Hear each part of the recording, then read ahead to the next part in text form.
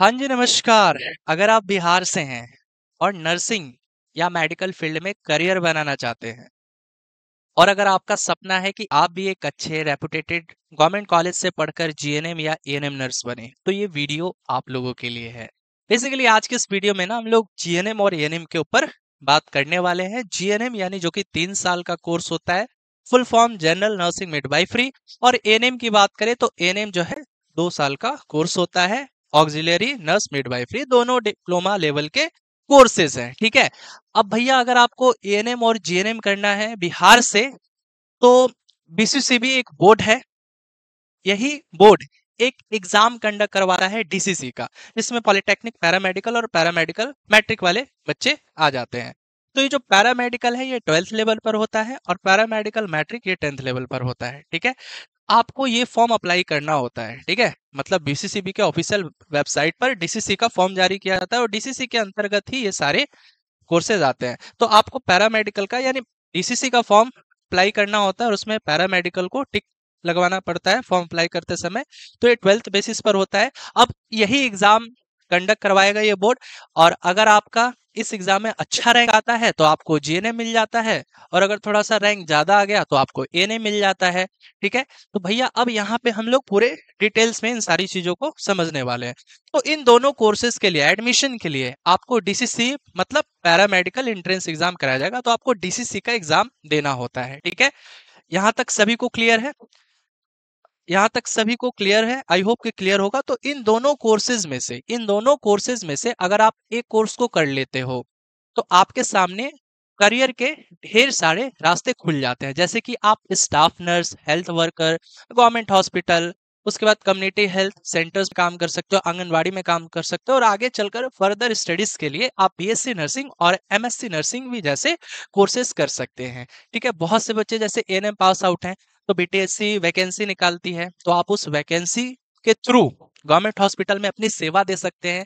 या फिर अगर आप जीएनएम किए हुए हैं तो जीएनएम में भी जो है बीटीएससी क्या करता है, स्टाफ नर्स की बहाली निकालता है, उसमें जीएनएम क्वालिफिकेशन मांगता है। तो अगर आप जीएनएम किए हो तो बीटीएससी स्टाफ नर्स बनकर अच्छे अच्छे हॉस्पिटलों में अपनी सेवाएं दे सकते हैं। ठीक है। तो ये तो हम जान गए। सर इसका एलिजिबिलिटी क्राइटेरिया क्या है, यानी अगर हम 12th पास हैं तो क्या हम फॉर्म भर सकते हैं? सर मैं साइंस से किया हूँ, सर मैं कॉमर्स से किया हूँ, आर्ट्स से किया हूँ। तो चलिए एक बार एलिजिबिलिटी क्राइटेरिया जानना बेहद जरूरी है आप लोगों के लिए। ठीक है।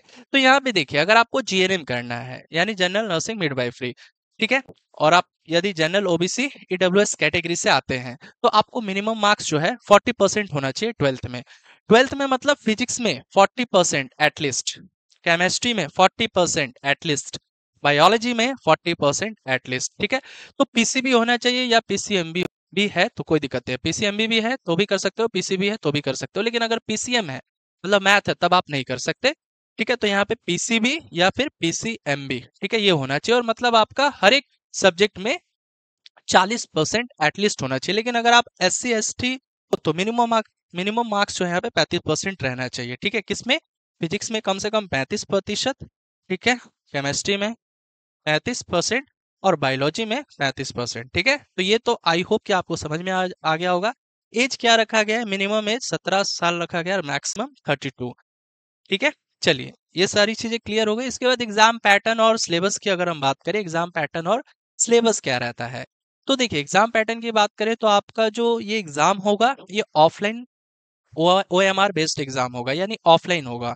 ठीक है। ऑनलाइन एग्जाम का कोई सीन नहीं है, अभी तक तो ऑफलाइन ही एग्जाम चलते आ रहा है। OMR बेस्ड होता है, यानी OMR सीट दिया जाता है आपको। ठीक है। उसके बाद ऑब्जेक्टिव MCQ क्वेश्चंस रहेंगे।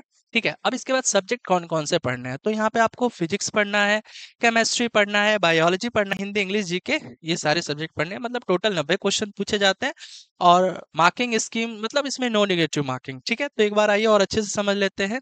ठीक है। अब देखो एग्जाम फॉर्म सबसे पहले जानो कब आता है। ठीक है। तो भैया आपको मैंने बताया बीसीसीबी के ऑफिशियल साइट पर जो फॉर्म आता है, जैसे अगर 2025 की बात करें तो 2025 में 2 अप्रैल 2025 को आया था। ठीक है। लास्ट डेट क्या था? 30 अप्रैल 2025 था।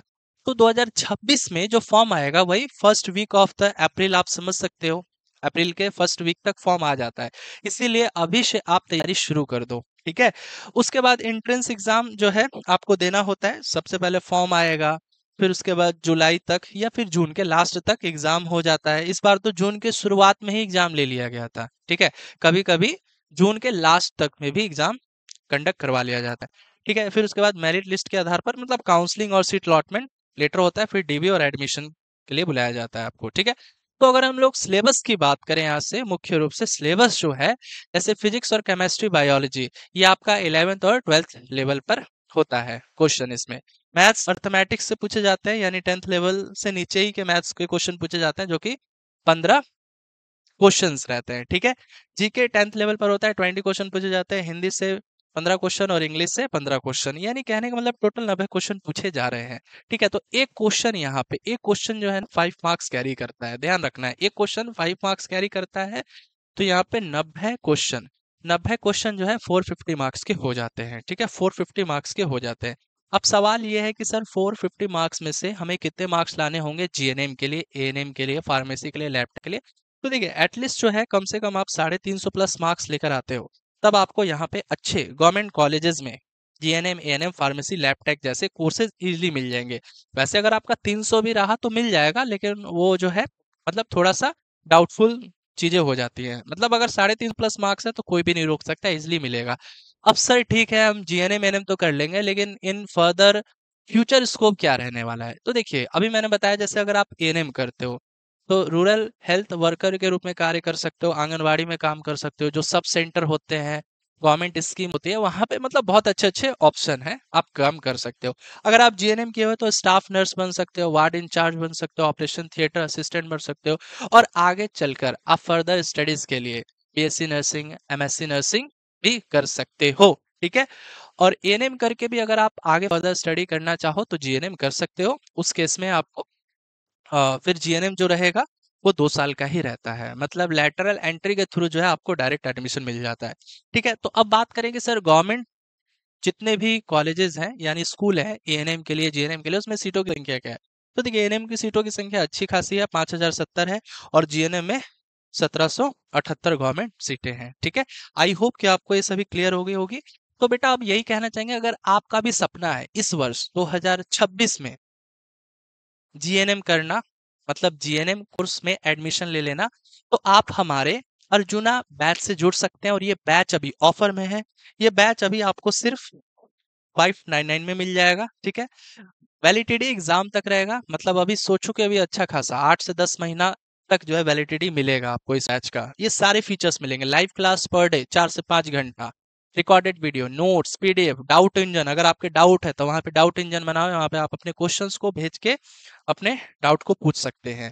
तो बैच को कैसे परचेस करें, इसके लिए स्टडी विद रितेश आपको इंस्टॉल कीजिए, नाम नंबर रजिस्टर कीजिए, पेड कोर्स में जाइए और जूना बैच को सिलेक्ट करके बाय नाउ कर दीजिए, ठीक है, पे नाउ कर दीजिए, या अधिक जानकारी के लिए आप दिए गए नंबर पे हमें कॉल भी कर सकते हैं, ठीक है। धन्यवाद। आई होप आपको ये वीडियो अच्छी लगी होगी। यदि वीडियो अच्छी लगी तो इस वीडियो को लाइक करें, चैनल पर नहीं तो चैनल को जरूर सब्सक्राइब करें। Thank you so much.